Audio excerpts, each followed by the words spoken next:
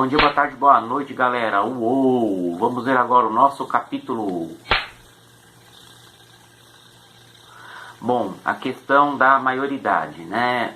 O Brasil estava com muita instabilidade por causa das revoltas regionais, então os políticos decidiram antecipar a maioridade do Dom Pedro de Alcântara, que foi coroado com 15 anos, Dom Pedro II, tá? Foi uma medida que visava acalmar o país por causa das muitas revoltas regionais que ocorreram durante a regência. Foi apoiado tanto pela elite quanto pelo povo, tá? Então, Dom Pedro II teve a sua maioridade antecipada, com 15 anos foi coroado. Nas eleições seguintes para deputados e senadores, houve muita violência, houve muitas fraudes, pessoas votaram 2 vezes, 3 vezes, mortos votaram. No Brasil, se é uma várzea hoje, imagina no século XIX. E houve também muita violência, né? Os liberais chegaram a mandar bater nas pessoas para que elas votassem nos seus candidatos, né? E aí os conservadores chegaram a pedir para o Dom Pedro para anular as eleições. E, enfim, por isso houve também revolta por parte dos liberais, que chegaram a pegar em armas nas revoltas liberais. Aqui em São Paulo, quem liderou essas lutas foi o ex-regente Feijó. Em Minas Gerais foi o Teófilo Otoni. E na Paraíba, no Vale do Paraíba, Fluminense, né, na parte do Rio de Janeiro, o fazendeiro Breves, que tinha mais de 30 fazendas e 6 mil escravos, né? Quem acabou com essa revolta foi o Duque de Caxias. Os líderes foram presos e deportados para Portugal, né? Só que depois de um tempinho já foram perdoados, que, né, Brasil é aquela moleza para quem tem grana. Rebelião praieira. Bom, o Pernambuco era governado por 2 famílias, né, que tinham um laço de parentesco entre si, né, os Rego Barros e os Cavalcantes. Era aquela farra da política brasileira desde sempre. Cargos para amigos, para parentes, favorecimento de amigos, de parentes, né, e as pessoas ficando todas, né, revoltadas com isso. O comércio era dominado, adivinhem por quem? Pelos portugueses, que cobravam muito caro nos produtos, adulteravam os produtos, falsificações abertas, enfim, aquele rolo todo, né? E além de dominar 90% do comércio, eles só contratavam portugueses, né? Resultado, não arrumavam também emprego para os brasileiros. Bom, então o que vai acontecer, né? Liberais começam a se unir em torno de um jornal, que era o Diário Novo, que ficava na Rua da Praia. Fundaram o Partido da Praia, né, por causa da Rua da Praia lá do Recife. Era de inspiração liberal, e quando o liberal Antônio Chichorro da Gama foi nomeado presidente da província, ele colocou um monte de liberais no poder, né? Dali uns anos, quando os conservadores ganharam, quiseram tirar mais de 40 proprietários rurais ligados aos praeiros dos seus cargos, e aí começou uma guerra por disputa de cargos. E essa guerra foi se ampliando, né? Foi envolvendo trabalhadores, foi envolvendo profissionais liberais, né?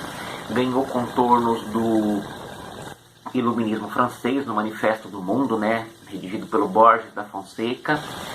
E esse manifesto tinha, vamos lá, voto livre e universal do povo brasileiro, liberdade de imprensa, trabalho como garantia de vida do povo brasileiro, comércio varejista só para brasileiros e não para portugueses, independência efetiva dos poderes constituídos, ou seja, poder executivo só com a sua incumbência, poder legislativo só com a sua incumbência, poder judiciário só com a sua incumbência. Um não interfere no outro, com isso óbvio sim também do poder moderador. Bom, enfim, a coisa acabou evoluindo para vários combates, né? E os praeiros foram derrotados pelas tropas federais, né? Foram condenados com prisão perpétua, mas depois acabaram perdoados, né? Não se esqueçam, eram membros da elite. E a partir daí, né, com a praieira acabou as revoltas no Império. O Império enfrentou um período de longa estabilidade, né? Aconteceu também o fato do Dom Pedro II ter instituído o parlamentarismo no Brasil, só que era um parlamentarismo às avessas, né? O parlamentarismo inglês era a inspiração do Dom Pedro II, só que lá o rei reinava, mas não governava. Aqui não, aqui o rei reinava e governava, né? ele criou um tal de presidente do Conselho de Ministros, que seria uma espécie de primeiro-ministro brasileiro, que era um cargo que a cada 2 anos teria eleições novamente, e acabou sendo um trunfo político na mão do Dom Pedro II, né? Quem ele apoiasse ganhava. Então o que ele fazia? Ele apoiava num ano um liberal, no outro ano um conservador. Num ano um liberal, no outro ano um conservador, né?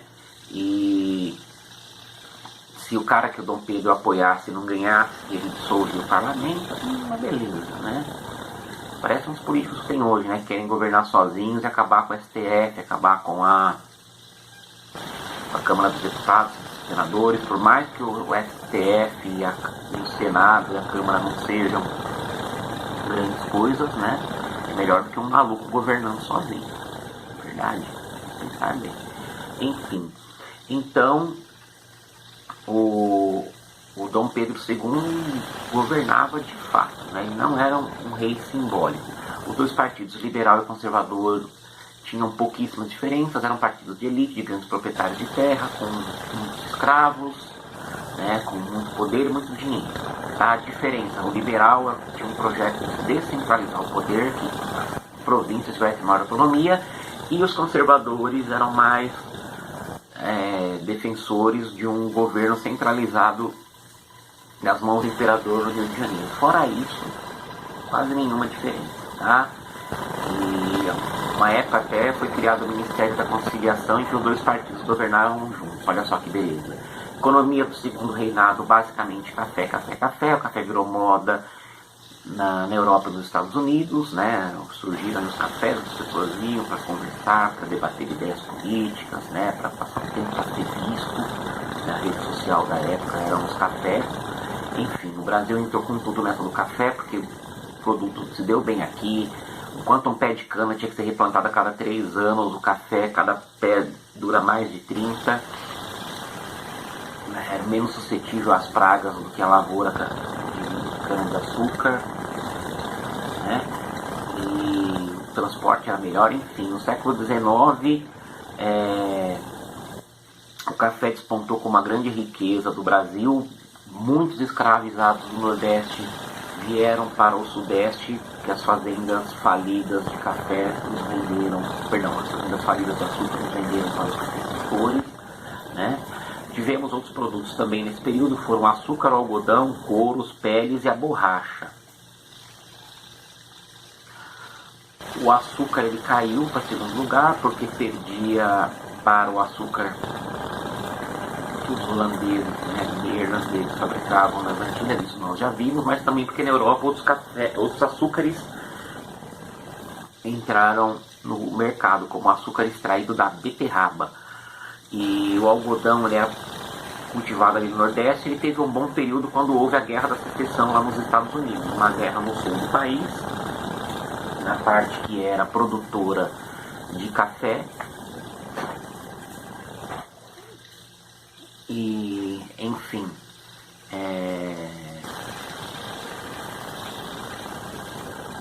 brinquedinho do coragem. Bom, e, enfim,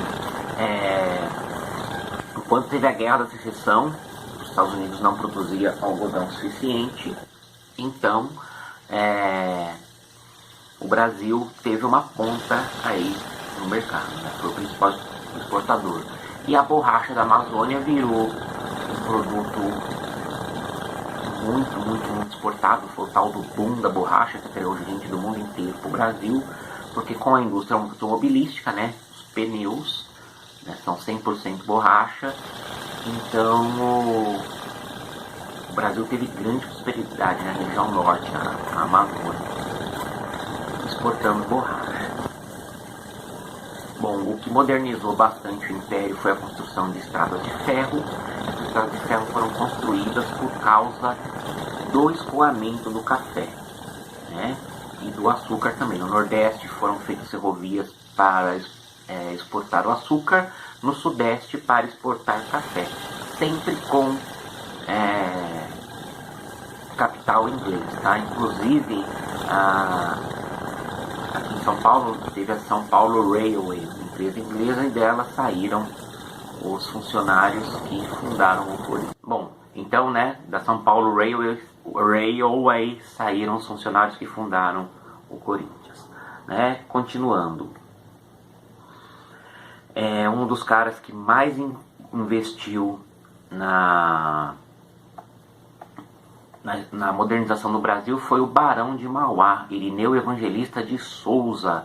Era um brasileiro do Rio Grande do Sul que sempre teve contatos fortes com os ingleses, né? Então, com o capital emprestado pelos ingleses, ele investiu muito na construção de ferrovias, ele fez a iluminação a gás do Rio de Janeiro, né?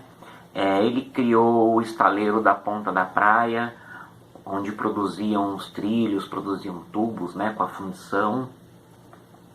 E ele foi elevado ao cargo de barão, foi elevado também ao cargo de depois Visconde, né? Primeiro Barão de Mauá, depois Visconde de Mauá. Bom, essa modernização ela calha também com a tarifa Alves Branco, que taxou os produtos importados, e a Lei Eusébio de Queiroz, né? Tarifa Alves Branco, como eu disse, taxava mais de 3 mil produtos importados, né? Eles aumentavam a taxação, e isso estimulou a produção desses produtos aqui no Brasil. E a Lei Eusébio de Queiroz proibia que pessoas livres se tornassem escravas. Onde o negro era livre, na África, então o tráfico negreiro ficou proibido, né? Era uma lei que foi forçada pela Inglaterra. Então se gastava menos importando escravizados, né? Então sobrou um dinheirinho, né? Então sobrou dinheiro da troca das importações pela produção local, e também por causa da diminuição da compra de escravizados, né? Mas também tinha o tráfico interno, né? Como eu falei há um tempo atrás, se as fazendas de açúcar estavam, a maioria, com dificuldades econômicas, elas vendiam seus escravizados para as fazendas de café do Sudeste. Então, com isso, diminuiu bastante o volume de compra de escravizados africanos, mas continuava, né, comprando escravizados do Nordeste, né? E também, como falei, tinha muito tráfico ilegal. E continuando aqui, né, muitos trabalhadores europeus vieram para o Brasil. Por quê? Porque a Inglaterra exigia que o Brasil tivesse trabalho livre, não mais escravizado, né? Por quê? Porque um monte de coisas, né? Tinha inglês que era mesmo abolicionista, tinha gente interessada que o dinheiro que sobrasse da compra de escravos fosse usado para comprar produtos ingleses, tinha também quem acreditasse que o Brasil, com trabalhadores livres, remunerados, seria um país alvo para também comprar produtos ingleses. Enfim, lá na Inglaterra, o parlamento inglês aprovou o Bill Aberdeen, se dando ao direito de afundar navios negreiros, né? Ou seja, coitado de quem estava lá dentro, né? Ou seria escravizado ou morreria num ataque inglês, né? Mas mesmo assim, o contrabando de escravizados continuou enquanto houve escravidão no Brasil, né? E o que mais? Ao mesmo tempo, houve também a Lei Eusébio de Queiroz. Qual que era a importância dessa lei? Essa lei proibia o acesso pela terra que não fosse pela compra. Então, as populações de baixa renda, os pobres, os escravos alforriados, os imigrantes que estavam chegando, eles não teriam acesso à terra. Com isso, eles estariam sempre sujeitos a ter que trabalhar para os senhores, né? Então, a pessoa estaria na pobreza e para sempre seria assim, né? Para sempre, os donos da terra, que tinham muitos deles tinham terras griladas, né, com documentos falsos, mas eram eles que iam continuar dominando o Brasil, né? Essa era a lei de terras. Bom, continuando aqui, né? O Brasil passou por um processo de embranquecimento, porque já se via que a escravização dos negros não iria longe. Para substituir a mão de obra africana e afro-brasileira, começaram a vir os imigrantes, principalmente italianos e portugueses, né? Os italianos iam mais para as lavouras no interior, os portugueses iam para as grandes cidades para trabalhar no comércio, né? E os italianos trabalhavam muito no sistema de colonato, né? Eles recebiam um lote de terra, produziam, e com a venda da produção deles que eles ganhavam uma parte anualmente, né? A ideia de trazer esses imigrantes era ocupar com pessoas brancas os espaços vazios do país, né? E fazer com que com isso a população negra diminuísse e até talvez perecesse, né? Que de fato não aconteceu. Tanto que o Brasil ainda é um país de maioria negra, né? Mas as teorias científicas da época acreditavam nisso, né? Que os negros eram inferiores, bastava trazer um monte de branco para cá, os negros iam desaparecer, o Brasil ia virar um país branco e um país próspero, um país bacana, né? Vê que essas teorias racistas não estão com nada, né? No sul houve colonização de outros imigrantes, né? De imigrantes italianos, imigrantes alemães e imigrantes poloneses, né? Os alemães se fixaram principalmente na época província, né, de Santa Catarina, né? Quem colonizou lá bastante foi o senhor Otto Blumenau, né? Por isso que da colônia Blumenau veio a cidade, e ele trouxe muita gente da Alemanha, e o princípio dele era que todos começassem trabalhando em pequena propriedade e ninguém fosse assalariado. Com isso estimulava o trabalho, estimulava a realização pessoal e tirava a imagem feia que o trabalho tinha no Brasil. No Brasil a pessoa não se dignava a carregar uma carga na rua. Por quê? Porque quem carregava a carga era só os escravizados, né? Pois é, esse é o país de vocês, nosso, né? Então, pequena propriedade, policultura, né? Os italianos fundaram colônias lá no Rio Grande do Sul, onde começaram a produzir vinho, produzir salame, produzir queijos, né? Os poloneses, né, que aqui são chamados de polacos, principalmente no estado do Paraná, né? E como eram de idiomas bem diferentes do português, né? O italiano um pouquinho mais próximo, mas ainda assim difícil de entender para quem não é italiano, né? Essas colônias se isolavam um pouco e tinham dificuldade de se comunicar com os brasileiros, né? Bom, no plano internacional teve a questão Christie, né? Um navio afundou no Rio Grande do Sul, né? Ele naufragou, um navio inglês, e o povo roubou a carga do navio, né? O navio Príncipe de Gales. Os ingleses já ficaram pistola. Aí alguns marinheiros bêbados, né, que ficaram hospedados na cidade, começaram a provocar as pessoas nas ruas, né? E aí a polícia prendeu esses marinheiros chatos que ficavam enchendo a paciência das pessoas. E aí o inglês William Christie foi até o governo brasileiro, exigiu que toda a carga do Príncipe de Gales fosse restituída para eles, né? E que quem prendeu os marinheiros cachaceiros fosse punido, né? O cara prende quem está causando desordem e ainda é punido, né? Absurdo. Parece umas coisas de hoje, né? Que o guarda civil está fazendo a sua função, o juiz vai lá e xinga o cara, né? Absurdo. Bom, o Dom Pedro II, meio bocó, ele aceitou pagar a carga, mas teria que os ingleses pedir desculpas, né?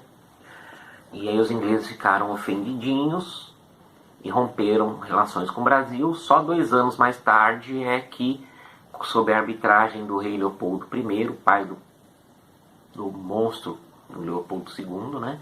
Só o Leopoldo I que arbitrou essa causa internacionalmente, deu ganho de causa para o Brasil. E aí a Rainha Vitória, a consagrada Rainha Vitória, né? Ela mandou uma carta de desculpas ao Brasil, pedindo desculpas ao Brasil. Bom, a região que envolve os estados do Mato Grosso, do Rio Grande do Sul e suas fronteiras com os castelhanos, né, com os paraguaios, com os argentinos e uruguaios, sempre foi região de encrenca aqui no Brasil, né? O Brasil, de acordo com seus interesses, apoiou revoltas no Uruguai, né? E Com isso, desagradou uruguaios que eram apoiados pelo Paraguai, né? O Paraguai tinha planos de se proteger dos seus vizinhos sul-americanos, principalmente do Brasil, e também conseguir uma saída para o mar, né, para escoar sua produção. O Paraguai tinha visão de se tornar um país importante no cenário internacional, e é o que aconteceu. Para isso, invadiu terras brasileiras e o Brasil declarou guerra ao Paraguai. O Brasil era imperialista sim. O Brasil tinha essa ideia e ainda hoje tem uma ideia de liderança dentro da América do Sul. Mas na época tinha muito mais, tinha um projeto de imperialismo. O Brasil era o maior e ainda é país da América do Sul, sempre teve interesse em liderar a região. E aí o Paraguai invadiu, o Brasil declarou guerra, só que para chegar no mar, os paraguaios tinham que passar pela bacia do Rio da Prata, e também invadiu territórios argentinos e uruguaios. E aí veio o problema. Os três países se juntaram na chamada Guerra da Tríplice Aliança. Aqui no Brasil a gente chama de Guerra do Paraguai. Nos países vizinhos eles chamam de Guerra da Tríplice Aliança. E o Brasil chegou a mandar 200 mil homens para lá. Muitos deles eram do Exército, outros da Guarda Nacional e os tais voluntários da pátria, que tem até, acho que quase toda cidade do Brasil tem uma rua que chama Voluntários da Pátria por causa da Guerra do Paraguai. Só que esses voluntários não tinham nada, coitados. Eles eram presos pelas tropas do governo e obrigados a lutar. Fora que muita gente também, que era grande proprietária de terra, não mandava seus filhos para a guerra, apesar de ser obrigado. O cara poderia mandar um escravizado no lugar. Então, muitos escravizados lutaram nessa guerra. Bom, a Tríplice Aliança venceu o Paraguai. O Solano Lopes, que era o ditador paraguaio, ele foi morto por tropas brasileiras. No segundo historiador Ricardo Salles, 95% dos homens do Paraguai foram mortos. E morreram em batalha, morreram de epidemia. O Paraguai perdeu 140 mil quilômetros quadrados de terra. Essas terras foram incorporadas ao Brasil, à Argentina e ao Uruguai. E os números de mortos variam muito, entre 23 mil a 100 mil mortos. Arrasou o Paraguai. O Paraguai até hoje não se levantou mais. E enfim, os historiadores, alguns questionam isso, outros não, que a guerra foi insuflada pela Inglaterra. Uma coisa é fato: os ingleses eles venderam muitas armas e depois emprestaram dinheiro para os países se reerguerem. Então a gente vê que houve aí por parte da Inglaterra bastante lucro, Vendeu arma, depois emprestou dinheiro a juros para a reconstrução dos países, Então a gente pode dizer que a Inglaterra foi a que venceu mesmo o conflito, porque Argentina, Brasil e Uruguai venceram, mas tiveram sérios prejuízos financeiros. Beleza? Galera, respondam as 5 perguntinhas do formulário, e se quiserem fazer os exercícios e mandar para mim como opcional, mandar foto, pode mandar que eu corrijo. Beleza, galera? Uou!